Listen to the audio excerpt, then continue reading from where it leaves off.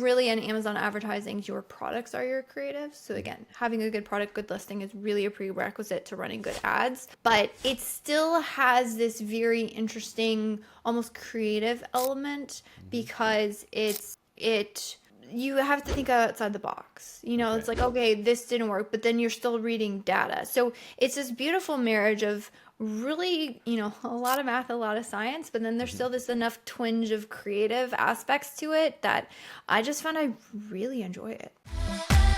Welcome to today's episode of the E-commerce Revolution podcast, where we dive into the dynamic world of e-commerce and uncover the tools and tactics that empower today's emerging entrepreneurs. Our podcast is part of our community with the same name. The community is geared to providing emerging e-commerce entrepreneurs with courses, content, and coaching to help you all launch and grow successful businesses. Check us out at ecomrevolution.co. Let's get things started. Welcome back to another episode of the E-commerce Revolution podcast. My name is Ramin and I'm your host today. Today we're diving into the world of Amazon advertising and more specifically how emerging sellers can scale their Amazon businesses efficiently and effectively using Amazon ads. Whether you're just starting out or looking to grow your side hustle to a seven-figure brand, this episode is packed with insights. Our guest today is someone who has truly walked the walk. Elizabeth Green is the co-founder of Jungler, a leading agency specializing in Amazon advertising. Her journey began back in 2017 when she and her husband jumped into the e-commerce while raising 6 kids. Yes, 6 kids. I have 3. I thought 3 is a lot, but 6, amazing, amazing, amazing. What started as a side hustle evolved into a full-blown passion for mastering Amazon's ad platform. And that passion turned into a powerhouse agency. At Jungler, Elizabeth and her team help 7- and 8-figure brands unlock serious growth by combining deep data analysis, smart ad structure, and cutting-edge tools like Kapoq. She's helped countless sellers navigate Amazon's ad ecosystem, driving performance and reducing wasted ad spend. And today, she's here to break it all down for us. So, without any further ado, please welcome Elizabeth to the E-commerce Revolution podcast. Elizabeth, it is wonderful to have you here today. Thank you for having me, man. You make me sound good. I love it. Well, that is the point of, a good intro, and hopefully I did it justice in your background. And we were just talking at the top of the show, complete admiration.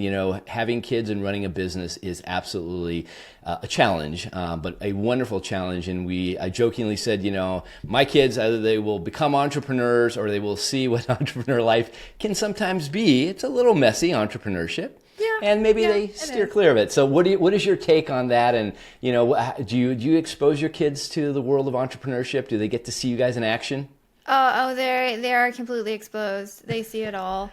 Nice. And on top of that, not only do we have, obviously the 6 children, we've chosen to homeschool, Wow. Which is fantastic. Like, I love it. It means life is so interconnected. So they definitely see the day to day. They see all of it. My other one just ran outside the door. I have a nice big sliding glass door in my office, which is fantastic. So I see them, which is hilarious when I'm on calls and they're like pressing their faces up against the window.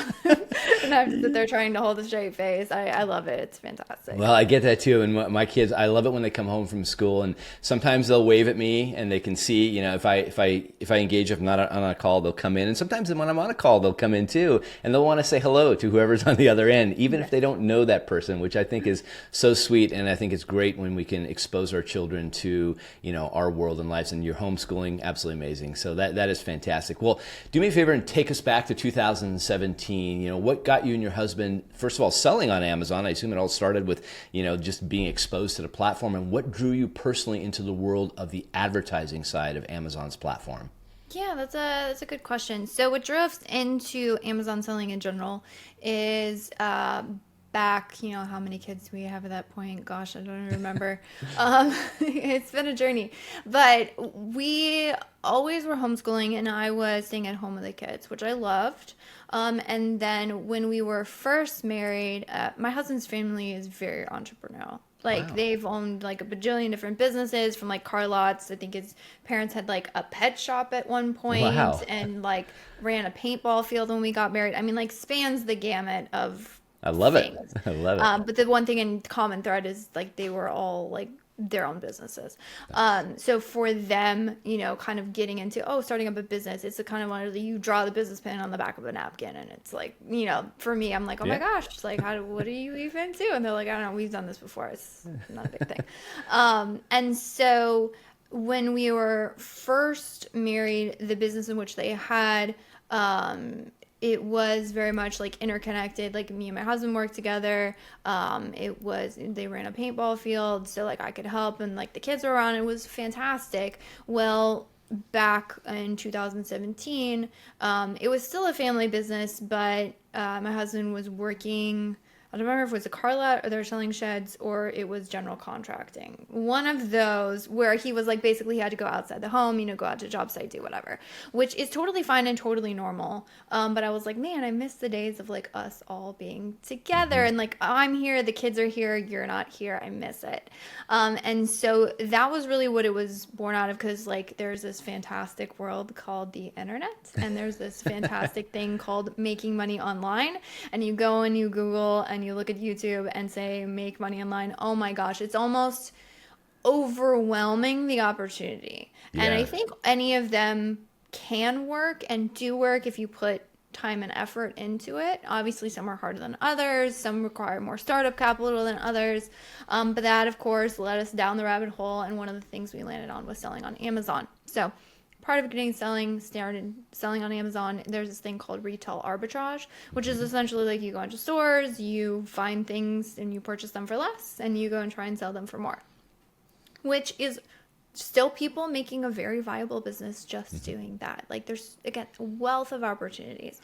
So here I am like trying to drag, I think my brother was 4 or 5 kids at that point, like go scan stuff and then like purchase things and then realize like, oh crap, I'm gated. I can't actually sell that item. It was going to be a huge learning curve to anything.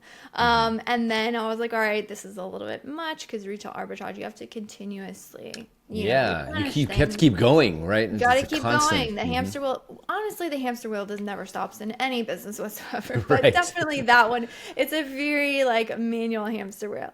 And so with that, it was like, okay, so there's this thing called private label, which is private label, white label, same kind of difference, but different, where you essentially go and you develop a product and then you have that product be sold on Amazon. So we're like, okay, no more dragging a bunch of kids to stores. Yes, I have to be up late to figure out, talking to people in China, but it is what it is. And so I started selling on that, which of course we're like, okay, so then how do you grow sales? And then of course that leads to advertising. And this was back again, 2017, the conversations being had around advertising were, do I need to run advertising? And if I do, how do I do it? Now these conversations are like, how do I run advertising? How do I do it, right? It's very much an integral and necessary part. There was other things that were available to try and grow sales. A little bit black hat. Everyone did it. It's kind of one of those things. Everybody did it. Everybody knows it's against terms of service. And then Amazon cracked down on it. It was like, you can no longer do things called like search, find, buy, which is essentially manipulating like the algorithms. Everybody knew it wasn't allowed, but like everybody did it, one of those things. And so now really one of the main avenues, I don't want to say the only avenue, but almost the only avenue to really like growth and acceleration and increasing market share is really Amazon advertising. Having a good product is like a prerequisite. I'm sure we'll touch on that as well. Sure. Yeah. So that sort of like led us into the world. And then I like to say with the advertising, like I fell into it and then I fell in love with it. For me, it's this beautiful marriage of, there's a lot less creatives involved in Amazon advertising specifically. That is changing, but not having so much of an impact that like, with say Facebook ads or other ads, like it's really about the creatives. Like the creatives are everything. Right. Really in Amazon advertising, your products are your creatives. So again, having a good product, good listing is really a prerequisite to running good ads. But it still has this very interesting, almost creative element because it you have to think outside the box. Okay. It's like, okay, this didn't work, but then you're still reading data. So it's this beautiful marriage of really, a lot of math, a lot of science, but then there's still this enough twinge of creative aspects to it that I just found I really enjoy it. Yeah, I love how you're very passionate about it, and that's what you need. When you're helping others do it. I'm just curious, and we'll get into the specifics on the ad side. But if I'm an entrepreneur, and I'm hearing this, I'm like, all right, I understand. Yeah, a platform gets pretty saturated. With products that mean you have to start advertising. Do I feel like I can even make a go at a new product on Amazon these days? Or is it just, are there just too many people selling on the platform? Would you start today in this day and age? I mean, we're I only would. 7 years later. I would. I would say the thing is, so the platform is definitely mature. It used to be in the day, like, you could throw up anything. You could say, what do they call it? Like white label. It's like you haven't differentiated the product at all. You've just gotten something straight from the factory, slap a logo on it, okay, so here's my product, right? That, I don't want to say it's like absolutely you will not succeed if doing that, but honestly, in a lot of ways, yeah. The reason why is because there's just so many options for consumers right now. Or you really need to understand, like, honestly, there's so many concepts that are just good in terms of like good business concepts and good e-commerce concepts Right. that sometimes just seem to be forgotten by new sellers, which is like, know who you're serving. Right. So I don't care if you're an agency, if you're a brick and mortar business, if you're e-com, if you're trying to sell something on Amazon, like you're selling something to a human being. Right. Like robots haven't taken over yet. Robots are not purchasing for us yet. Eventually, Right. who knows? We'll see what the future holds. But like you really need to understand, like, do people actually want this thing? Yeah. Understand your buyer persona, really, at the end of the day. Understand your buyer persona, understand what they want, understand what they don't want. Like there is a wealth of information. Like the good news is back in the day, the people who were first movers, like yes, did they have a strategic advantage? Absolutely. It was the Wild West. Nobody knew anything. The information was like this. Everybody's clicking around trying to freaking figure it Yeah. out. Right now, like there's so much information available, so much support available. You can go on YouTube and the amount of, obviously, yeah, you're clicking around a lot. It's a fire hose. It's crazy. But like the amount of resources out there are way more. And then also the benefit of having a lot of competitors is like you can go in, you can look at, okay, what are they doing? Read the reviews. Like, are the consumers continuously mentioning like, oh, I wish it had this option, or I wish it had Right. this color, or I wish it had this thing. So is it more competitive? Yes. Is it more expensive? Yes. Is there a lot more opposition? Yes. But the other thing is that Amazon as a platform and just their consumer base is continuously growing. So Yeah. there's more people shopping on it. So opportunity, I would say there's still a way to win. Yeah. Okay. It's not, it's more sophisticated. It's more sophisticated.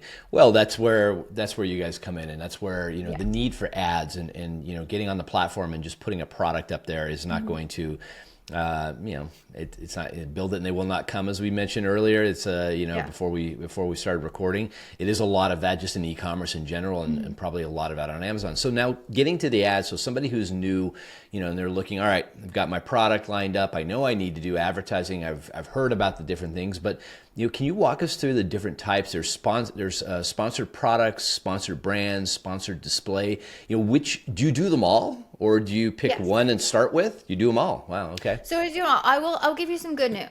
Yeah. If you are starting and you're like, all right, I'm trying to DIY it, which you still can. Don't get me wrong, the learning curve is there. if you can pay for not having to do that learning curve. But sometimes like the cost of having someone manage it for you, if you're just starting out, if your budget are limited, I do oftentimes recommend certain new sellers where it makes sense. I say, hey, you know, honestly, I think you would be best served. Like, let me just give you some tips, which I'm going to try and give you right now.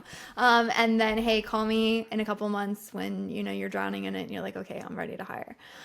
So the good news is that I'm going to allow you to focus on one. This is your first time getting into the platform. You're like, oh my gosh, sponsored brand, sponsored display. How does this all work? You can focus just on sponsored product ads. Okay. Two good news here. One, the sponsored product ads has the most ad inventory out of all of the ad types. Two, you don't have to have any creatives when it comes to sponsored product ads. Your listing is your creative. And so you better have freaking dialed in your listing. You better have really constantly iterating. Listing optimization, I would say, is never oh, I did it 6 months ago and I never have to revisit it for 2 years. Like, you do want to keep up with stuff. Right. Pay attention to your conversion rates. That's another conversation. But you can focus on sponsored product ads. Okay. Now, sponsored product ads, the other thing is they do have the biggest impact, or we've observed that they have the biggest impact on organic rank growth. Okay, Not so because they help lift organic. Okay. They All right. do. Then now, I'm not saying that the other ad types don't. My personal opinion, like nobody knows really why this is. It's just an observed trend in the industry. I have a feeling it has way more to do with ad inventory and availability and just the acceleration of that versus, you know, like Amazon not favoring, say, like a sponsored brand ads. They're definitely, I'm not saying don't run those, even if your goal is market share growth, because there's a lot of opportunities there. I'm just saying if you're starting out and you're like, I have a limited budget, I have a really large learning curve, I got to figure it out, you will serve yourself very well and you won't damage yourself if all you do is focus on sponsored products. Okay, and that's what we see generally at the top of most Amazon category pages, right? Yeah, so the top is going to be your headline ads. So those are sponsored brand ads. The way in which where sponsored product ads appear are on search grids. So, you know, when you look, if you're ever shopping on Amazon and you're like, you see the search grid somewhere, and sometimes there's like widgets in there. It's, you know, if you know how to find them, it's like all of a sudden you start seeing the ads everywhere. Right. But all you'll see is this very little gray says sponsored. So sometimes actually there's a widget in the middle of the page that says like 4 stars and above. But if you look really closely, that's actually like a sponsored placement. Oh, right. Okay. All right. And so these ads look the most native. And then also they show up on product pages. So if you've ever been like searching through and you're like, oh, wow, this is not exactly what I want, but there's like a carousel of products underneath it. Most of those are sponsored as well. So they show up in places that look very, very native. And then also, again, there's a lot of those placements. So they tend to do really well. And again, the impact on organic market share tends to be the greatest. Okay. All right. That's very interesting. So when, and I assume, you know, when brands come to you, maybe they've been doing it on their own up until now. And, you know, maybe they're 6 figures and they're destined to be 7 and 8 figure brands. You know, what are you seeing? What kind of mistakes are you seeing that you'd be willing to like pass along to those, like, don't do this, you know, don't make this mistake. We see it all the time. Yeah, I think the biggest thing that I see is a misalignment of where they're focused in on for their advertising and then sort of what is driving or what has the best potential in terms of growth. And I'll explain that. Yeah. So it's very, very easy if you are managing on your own. And Amazon does not give you really good reporting where it sort of like marries your advertising performance with your like total sales performance. You can get that information. The reports are available, but you have to like combine them. There's a lot of data cleaning involved. And so oftentimes what happens is there's this a focus on advertising. And if you're, by the way, if you're only ever looking at top line numbers and you're not looking at your numbers on a per product level, you're doing yourself a disservice.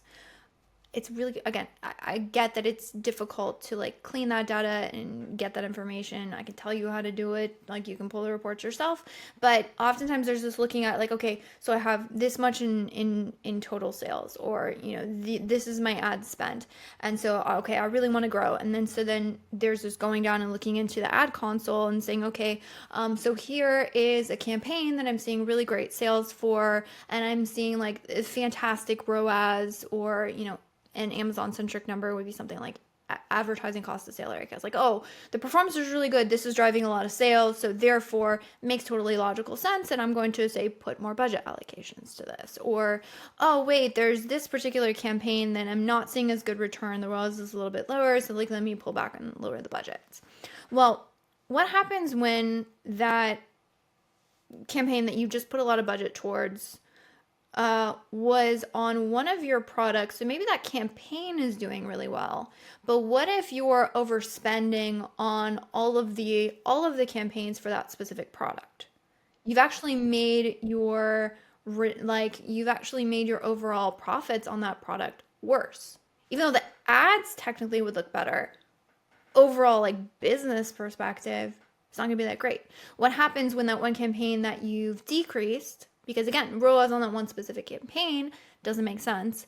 Zooming in, specifically just blinders on, looking at advertising performance and nothing else.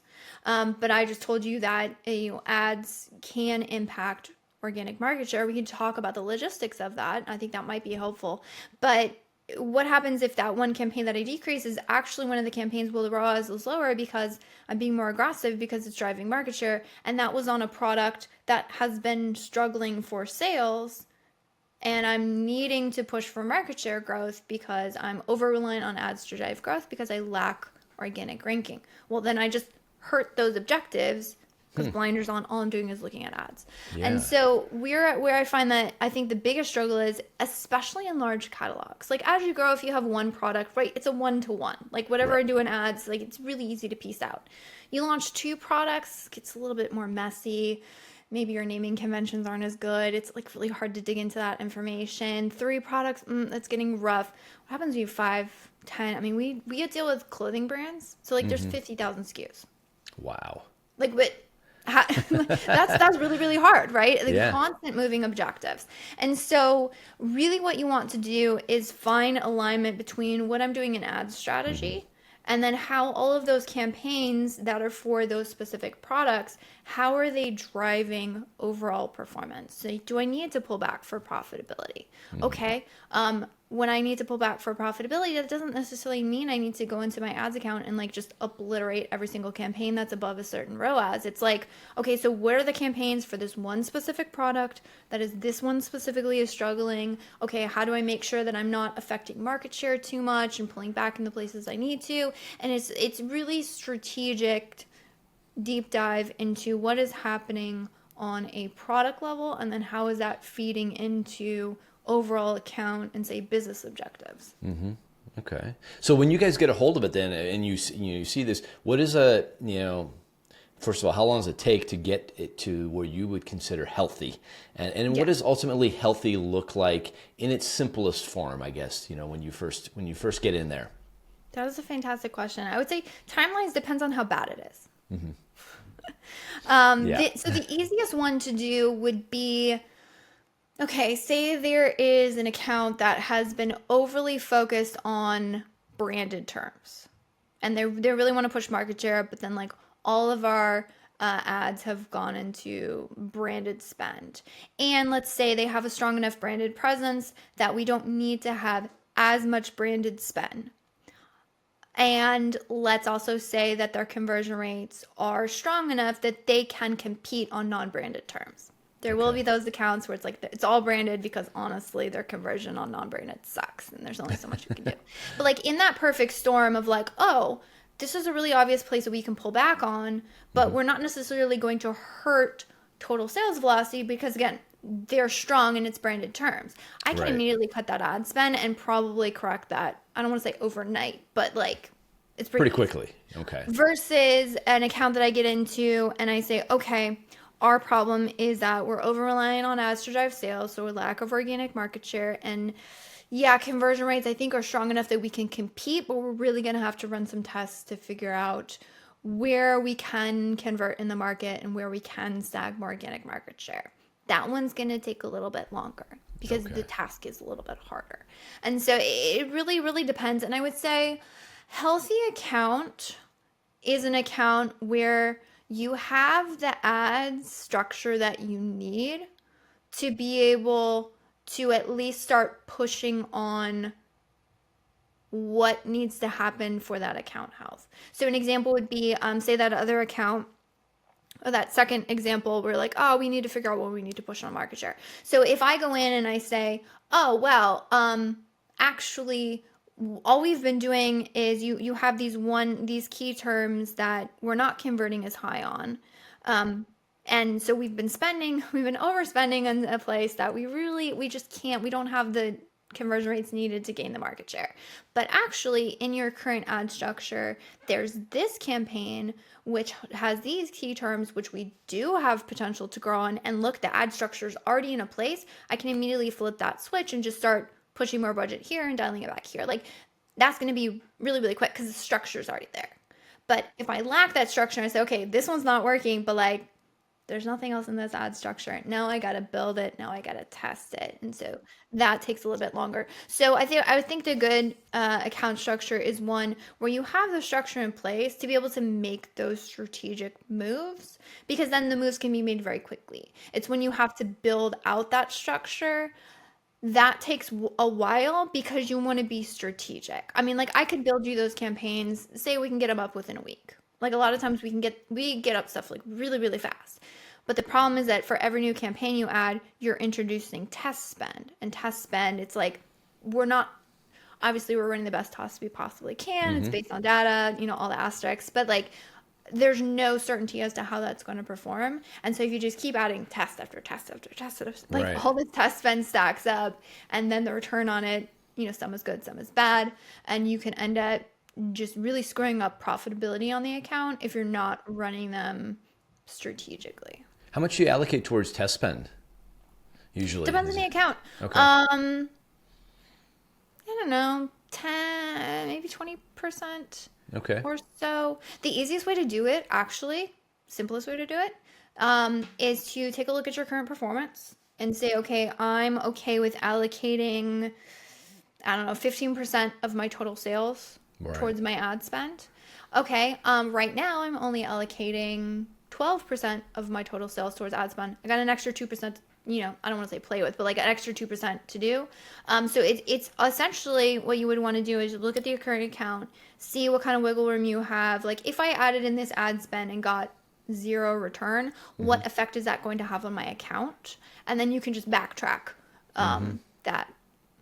Yeah, I think that's something that a lot of people don't, they kind of forget, especially if they're doing Yeah. it on their own, that, they need to allocate budget towards test. I mean, this is Mm-hmm. what marketing is all about. I mean, in its simplest form, we're always just testing things to see what lands. Let's just talk a little bit more about the economics, here. I mean, budgets and profitability, how are you approaching and what's your balance? I mean, are you guys, you're looking at these, I assume, regularly, Yep. staring at the data all the time to create that balance and, obviously you want to come out on the profitable side of things, but then how do you, what signs do you look for to know when it's time to scale? That is a great question.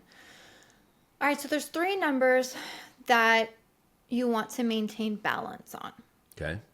And one thing that I finally realized, so let's talk like Amazon centric numbers and how you calculate them. So one of them that's Amazon centric is the inverse of ROAS, which Amazon calls ACoS, which is advertising cost of sale. So it's my ad spend divided by ad sales. Okay. What percentage of those ad sales, how efficient is that, right? And this number you can kind of backtrack into profitability.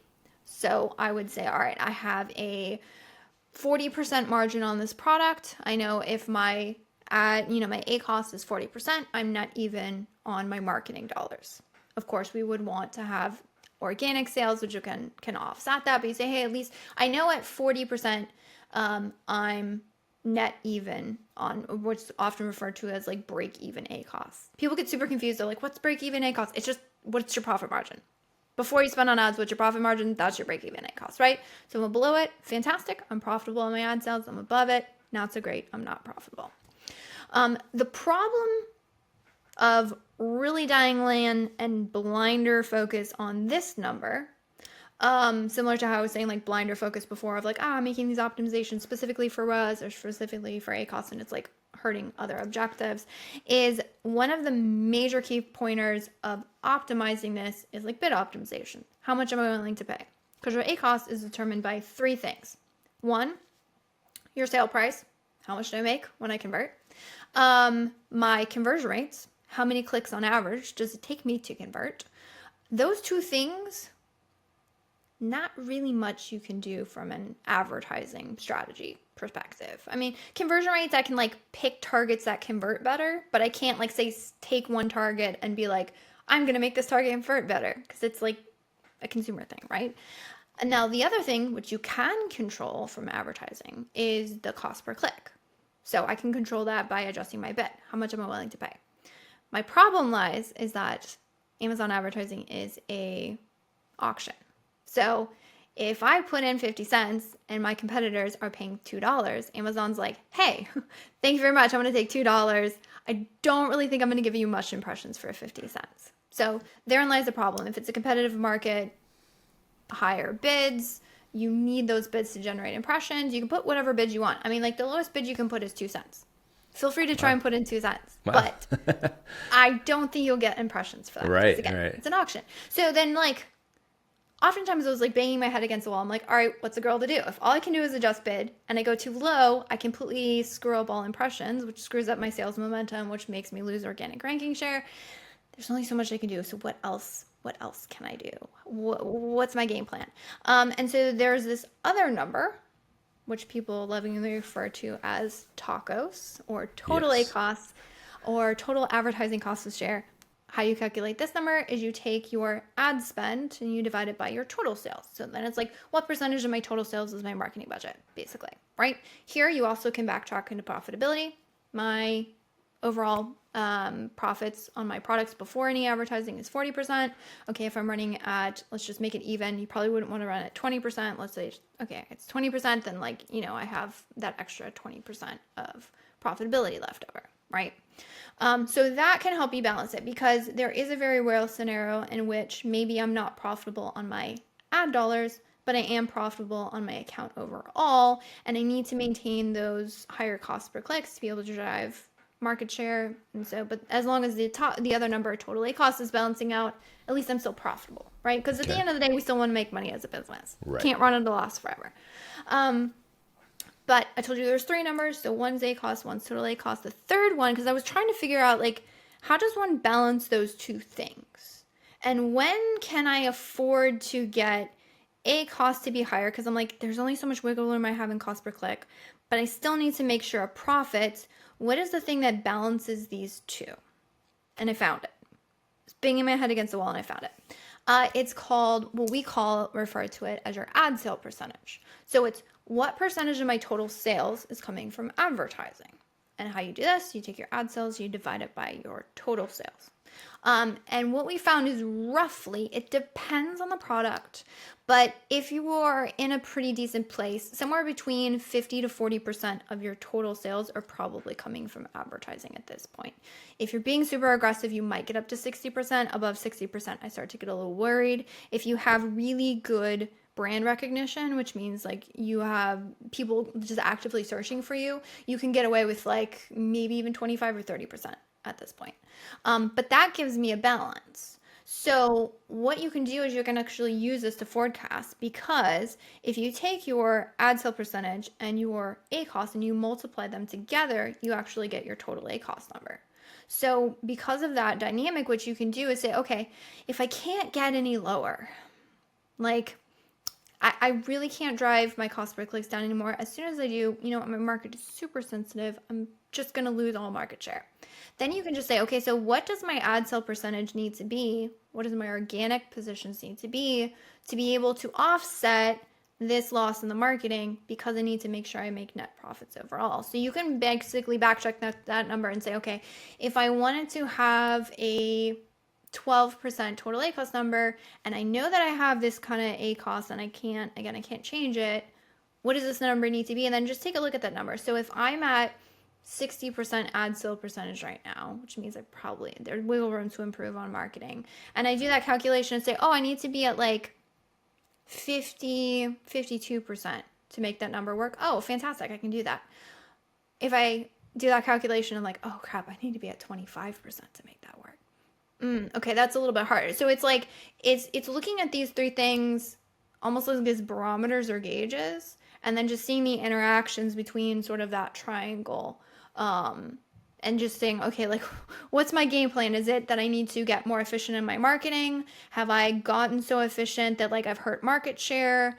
Do I need to push back for market share? And there's just like constant balancing act. Yeah. Well, I mean, this is, probably most entrepreneurs, will hear this who are maybe considering starting to do it themselves and say, you know what, I need help, because I mean, there's complexities here, and you don't want to throw money out the, out the window. You don't want to, you want to be very wise. In fact, that's the wise move, is when you don't know how to do something, work with somebody who does know how to do something and get that off your plate, because you probably make a lot more money. Tell me a little bit about the the organic side. And, we all are obviously in the world of e-commerce hopeful that organic helps us, right? Yes. What do you start, if you start to see that, sales are coming for a product off of organic more, it's starting to grow. Do you start scaling back on the paid ads side of things, or do you keep it about the same? I mean, what's the balancing act on that side? Definitely a balancing act, 100%. Yeah, so maybe I'll talk about how ads can influence market share, and then that will set up the conversation of like how you would start to strategically pull back on them, because Okay. it is strategic. You don't want to do like blanket statements across the board. So Amazon has set up their advertising will influence organic ranking on specific search pages. Okay. Back in the day, remember how you used to be able to like spend on Google ads, and then you could just like spam Google ads and have Yeah. your product, like your The good right? old days, Good old days. And then Yeah. Google realized like, oh, this is not within our best interests. So Right. maybe let's not do this. Well, the way that the Amazon, it's I don't want to say almost exactly the same, but basically the same concept. But Amazon has kept that because it is within their best interests. So the way it works on organic rankings is that if your product shows up on a specific search page, gets a click, and then goes on to be purchased, your sales velocity on that one specific search, if you can get better sales velocity over time than your competitors, so you're showing better click-through rates, better conversion rates, you will move up in the rankings. Well, Amazon doesn't really care. Like, you still have to have a product that is getting good click-through rates and getting good conversion rates through that one specific search. So it's very much like search, very specific to like each individual search. And so if you can get that momentum, Amazon's like, hey, I don't care if you got this click through an advertising placement or if you got this click through an organic placement, you still, like, the product still has to perform. That's why it's not hurting them to allow that to be baked into their algorithm. And so that's how you can leverage Amazon advertising. So if you show up on specific search pages that are very valuable to you in terms of market share, and your product shows strong enough performance, then you can overtake that organic market share. Now, what happens when you're like, okay, fantastic, I am at the top of the game, I'm page one, top placement for this one particular search term, how do I pull back on that, right? Well, strategically, because what happens if you lower down what you're paying for that one specific search placement? Well, you would hope that you have high enough organic rankings where you're still getting enough clicks and then high click-through rate, high conversion rate to be able to sustain that, because again, it's all about momentum and momentum over time. But what happens if you drop that? Because there's this theory of like, oh, if I'm already ranked here, then I can just like pull it off. I can just stop that ad and everything will remain the same. It might and it might not. And the reason why is because if you've lost that additional placement, and so all those additional clicks, they don't always 100% keep up just through that organic placement. Like you might still need those additional clicks and that additional traffic. And again, sales velocity that's coming through ads to be able to take over that. Because when you have an ad and your organic running, like you still have an ad spot and then you have your organic placement. So you take one of those away, it could all migrate there, but then it could, you could be pulling off some of the necessary traffic. So it's very much a test and see thing. So the way in which I always recommend doing it is doing it very, very incrementally. Because one thing with Amazon ads is we have seen a preference for like historical campaign performance. So sometimes if you pause it for just like a day or two, like you're probably fine. If you're like, hey, I'm just going to turn it off and turn it back on, like if that's an overextended period of time, it doesn't work like that. Yeah. And so our recommendation is either to do lower budgets, so then your budgets will run out, but then your organic's still there, and sort of play with things that way. Or you can like lower your bids, you show lower in search, and then still again strategically lower how much you're spending on that particular placement. And then from what you dare, it's like test and observe, adjust accordingly. So it's like either do that through bid or budgets. What happens to my organic placement? There's keyword trackers and things you can use, which we do, or what happens to my total sales for that product, or what do I just observe happens on the search page, see how that does. Oh, fantastic. I didn't screw anything up. I'm still making my sales. Okay. Whew. All right. Let me see. Can I pull it down a little bit more? And so it's a very incremental thing. Again, I don't ever recommend like a cold turkey off and on kind of thing. It's like because there will be a line where you will notice an impact. So I would rather move down to that line and say, okay, this is where this is. Okay, maybe we need to adjust a little bit, versus like an all or nothing. You're like, oh, that didn't work. Well, what if it was just you needed a half measure, half the budget, or 3/4 of the budget or whatever? You won't be able to find that. Okay. Tell me about the tools here. You guys, you mentioned Kapoq as something that you guys use. I mean, can anybody use that? I noticed so Kapoq is an enterprise tool. It's something that we offer to our sellers as part of just our package. Yeah. So because it's pretty pricey. It's pretty pricey, right? So it's better for the agency to run it in there. Yeah, I honestly, like with any tools, I'm like, oh, I hate getting like attached to something, because obviously like, I have to keep using them. We've been using them for, I think, over 2 years now. The thing that we like about them is that, we've touched on profitability and net profits. We've touched on, one thing we haven't touched on is like inventory. Like, do you have inventory enough? Like if you're going to go push for a product, like what does that look like? Returns, if there's an uptick in returns, or review ratings, or all of those things. What we find is that even though like I shouldn't have to worry about inventory planning, and I shouldn't have to worry about like all of those things still touch advertising. So there's so many aspects of the Amazon business that we've found that we just really needed visibility into to be able to run effective advertising. And so Kapoq gives us that. And then, of course, we pass on that visibility to our clients. In addition to that, we also have an in-house developer. So we've developed our own in-house tools for ads management. That's actually what we're using, because we have a bid algorithm we perfected over, I think, 5 years it took us to really perfect it. Like, it was good at year 2, but it's much better now. And so we hired an in-house developer to just help us like upscale internal systems as well.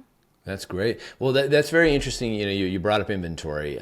This is unlike the world of Meta ads or Google ads.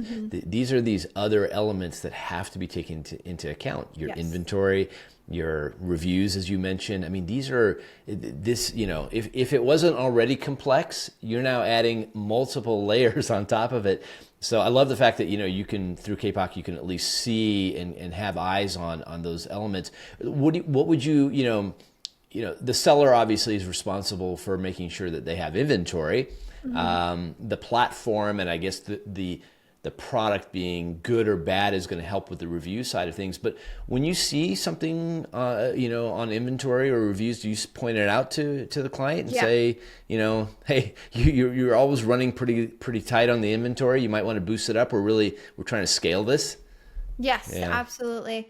Because the one thing that we've seen, funny enough, across the board, is when inventory dips, you will see an impact on the conversion rates. Of that. Amazon tracks that very carefully, right? That is a big deal. And so we have an alert, like there's an alert system in Kapoq to alert us to like inventory. Before that, what we were doing is like getting access to the account. Like these things you can still check manually. So like you can build out your own like reporting system. So it's like, all right, so we every week we download these specific reports and then we'll upload. And there's some really sophisticated, and there's also some like really large sellers who are still doing things manually using reporting. Like, Wow. I mean, honestly, I think that's why one of the reasons why I became so good and the team has gotten so good at all of these different facets is like we were just knee deep in data. Like, okay, so there's this information that we need to know. What is the data points? What KPIs we need to look at? How often we need to look at them? How do they track over time? Like there is something to be said for just like rolling your hands up and looking at spreadsheets. Like Yeah. Yeah. Well, what I kind love it or of, hate it. I love yeah. it. But that is very, very tedious when it comes to scale. So, Okay. I mean, again, one account, a couple products, easy, roll that out, 2, 3, 4. I mean, you can imagine like just that if you're downloading, gosh, how many reports was it? 5 different reports for every single account, every single week. Like, Wow. Yeah. that's a lot, right? Yeah. What And are so those that's reports, by the where, way? Like, just, some of those reports that you rely on, outside of the world of K-pop, what would you look at? yeah, so if I had to go build it out manually, I would say if you're a seller, your Seller Central, then you would want to definitely business reports are a huge one. And then you would want to probably add in some sort of inventory reporting. It's much more difficult to get like accurate, like, would be like profitability in like a tool because like Amazon has reporting, but the date ranges, it's complex when it comes to data cleaning. There, I think I would just be like, hey, use QuickBooks, use like a CPA. Like honestly, that's probably the most important thing to figure out, and also the thing that I think a lot of new sellers like it. I don't know. It's like, oh, there's money coming in. There's money in the bank account, so we're good. Like, pay attention to your numbers, right? Right. Do that. I think would be the biggest thing. That would be more difficult inside, but you can get access, inventory reports. It's actually super easy. So you would just say like, okay, so for the business reports, we're selling this much on average a day. The inventory reports will also show you like days on hand. So it's like how many days on hand do we have given, kind of where we're at in terms of sales per day. That would be the easiest one. And then the other one you would want to look at is again, connecting advertising data to product data. So that one you would probably either download an advertised product report, or if you are familiar with it, there's something called a bulk file, which will give you all of the data across your entire account. That's at the SKU level. So I'd probably have some combination where I have that information and then I'm rolling that up to probably a listing level just to make sense of it. So it's definitely doable. I'm not saying it's not doable, especially if Okay. it's one account. Yeah. Again, tools cost, Right. so there is that. Yeah. It's just how much do you want to pay for like not having to download 6 million different spreadsheets, and then Right. because it is a software, we can go in and check everything. Like we check accounts daily, but like I can't imagine downloading all those reports daily. Yeah. Well, let me just ask you maybe a simple question here. How much of this can we funnel these reports through ChatGPT with a very specific, prompt to give us the data we need, or are these reports too complex? Or does Amazon are they building in AI functionality to help sellers They understand? do have some really interesting AI functionality that they've built into their platform. One that they actually recently introduced, and when I say recently, like 3 days ago, maybe, Wow.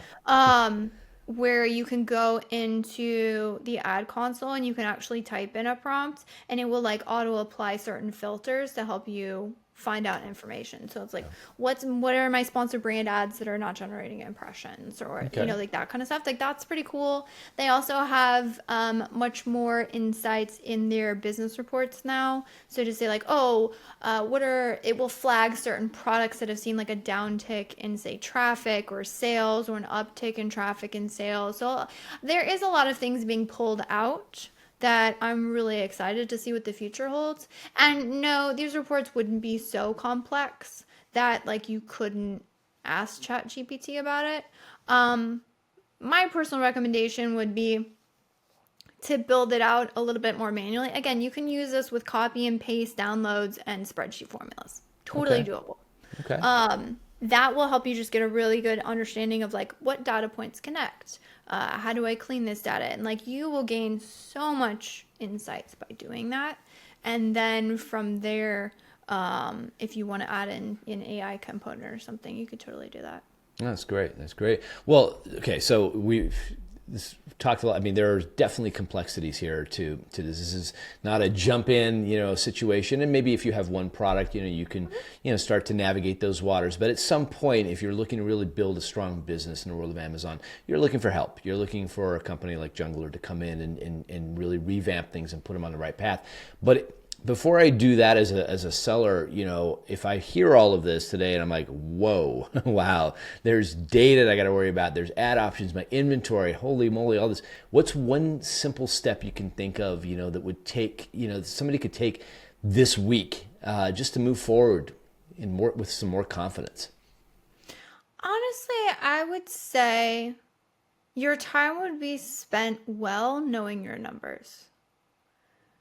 Because the numbers will tell you what your next step is. Okay. And so the easiest thing, really, it's about figuring out these two things using numbers. What is working really well that I can do more of? What is not working well that I need to do less of? And that is honestly probably across any business. Sure. So it's like what's working really well. Oh wow, sponsored product ads is working really well for this product, and oh wow, this one specific campaign type is working really well. Okay, fantastic. How do I do more of it? Can I put more budget to this? Is budget running out? Fantastic. Easy peasy. Go in there, done. Increase budgets, right? But that was through, okay, I looked at my numbers, I saw what was working. And honestly, I get it. It feels a bit much to look at, just a lot of numbers. But I talk to way too many sellers. It's like, oh, I feel like this is better, or I feel like we should be doing this. Like I had one client who's like, oh, I don't understand like why for some reason after 4 p.m. We're not doing well on this product and like sales go down. Is it because, what is it we're doing? So we pulled the data, we looked at it, and we're like, oh, for some reason actually your conversion rate goes down on those hours of the day. So it's a conversion rate thing. It's not that the ads aren't running. The ads are actually serving well and impressions are great that time of day, but it's a conversion. So it's like, but just looking at it, I would say like, oh yeah, we're not making as many sales past 4 p.m. So what more, like, should we be adding more budgets to that? Is there like an AMC audience that we can run? Because we can like target shoppers who typically have after hours like activity. Like there's things that we can do that's more advanced there. But like, me looking at the data and we're like, oh, maybe we shouldn't be focused on this. Maybe we should be focused, how do we maximize the first half of the day? Because that's where our conversion rates are highest, right? And so, but I wouldn't know that if I didn't go look at the numbers. Right. And so gut feelings are good. Mm-hmm. If you've been doing it for a while, like I have instincts, like I can hear, like I can talk to sellers. It's so funny. Sometimes I'll get on calls. I'm like, do they think I'm a wizard? And then I'll give them advice and they come back to me and they're like, oh, wow, this improved. I'm like, maybe I am. Like I was on a call where they're like, they gave me, it was like a screenshot of some data. They're like, hey, here's some problems. And so I was asking some questions. I was like, maybe try this. And so they came back. They're like, oh my gosh, my total ACoS went from 20% to 16%. I was like, well, cool. you're so ingrained in it on a daily basis. You just, probably a lot of it is on your end, just instinct, right? You just, quickly can pick up on things. Right. But instinct came through constant analysis of like, this worked, this doesn't work. Right. So now when I get a question, it's like, okay, so what's this data point? What's this data point? Have you done this? Is this over time? And I can track it because again, it's pattern recognition is all it is. Mm-hmm. Instinct is good pattern recognition, but you got to know what the patterns are to be able to replicate them. Well, you're thinking a lot like AI does, a lot of patterns in there, right? In what we do. Well, that's awesome. Maybe this has been, I feel, a masterclass, in a short period of time to help people understand because, I find it try to keep up on it as much as possible. But it's because of it's expanding, right? The platform is just growing and growing. There becomes all these opportunities, and with opportunities, you've really just got to dial in your numbers. You got to understand, but you're trying to do it at scale. And that's a bit, that's a challenge for any business, which is, why you're doing what you're doing. And I think it's fantastic. As we wrap up podcast, I always like to ask guests just one question. We touched on AI, real briefly. I feel like every podcast I do has got some sort of AI element in it. But I always like to ask this one question, because I'm sure you and your husband in the business use AI regularly for many, many different parts of the business. What's one thing that you have done recently using AI, maybe business or even personal, it's fine too, where you had that moment where you stopped and you said, oh, wow, this is really amazing. This is going in the right direction. Yeah, probably a personal one. Because I do use it. I like AI for iterations. I don't typically like AI for final product. And I don't, or I guess what would be the way to phrase that? I don't really like AI yet. I think the robots will become smart enough at some point to make the final decision for me. Right. So there's a lot of talk of AI in my space of oh yeah, hook it up to your account and let it run everything. And I'm like, makes me nervous because it doesn't make good final decisions yet. Sure. It makes great options for you. And it makes really fantastic, getting to the crossroads of a decision as quickly as possible. Right. But one of the things is so my kids are outside all the time. They're constantly bringing me here's this caterpillar, here's that thing. And you're field guides, or you're flipping through Google, wait, what is this? Trying to figure out, Central Florida butterfly caterpillars, who knows? And they're like, what is this? And what is it going to grow into? And I'm like, anyways, we were out and I'm snapping pictures of it and just hey, what is this? What is it going to go into? And it was giving me answers. Or it even, my daughter, we were out at the lake, and so she picked up, we thought they were minnows, but I guess they weren't minnows, they were something. And she's like, oh, what are these? And I snapped a picture of it, and it's oh, there's that one. And you see that one on its tail fin? So that's actually a female, and that one's a male. And I'm like, what the heck? This is insane. So that's really cool.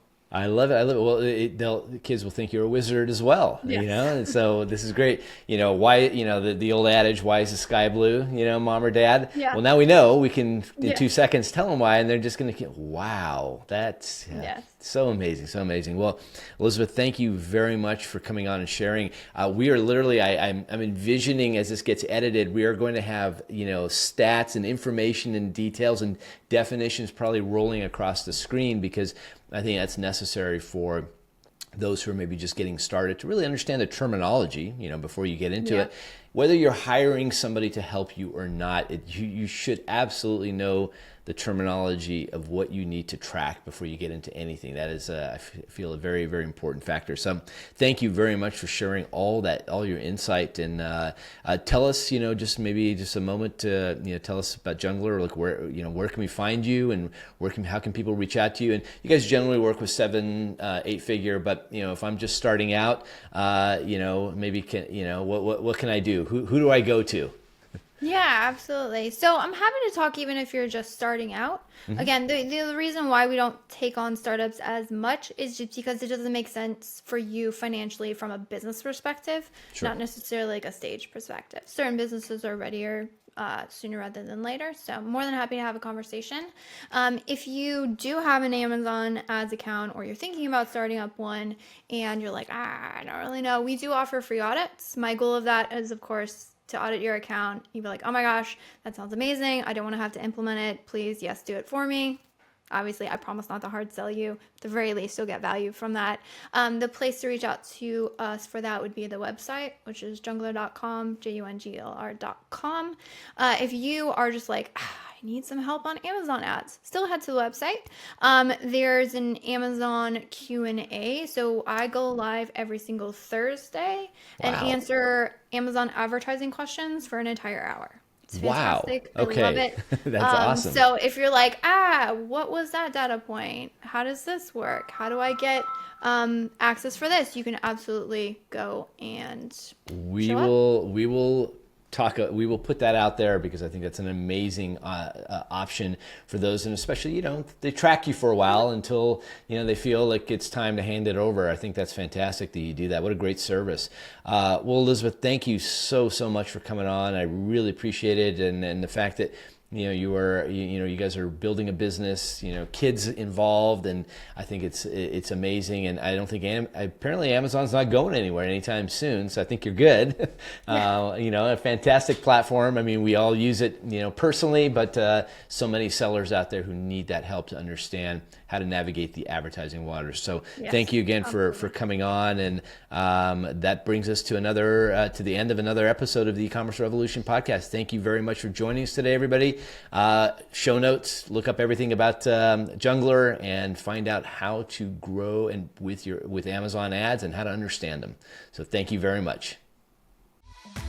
All right, that brings us to the end of another episode of the E-commerce Revolution podcast. Don't forget to check out past episodes, which are all available on demand on YouTube and wherever you listen to your podcast. Ready to join the revolution? Become an exclusive part of our growing community of emerging e-commerce entrepreneurs at ecomrevolution.co. Until next time, see ya.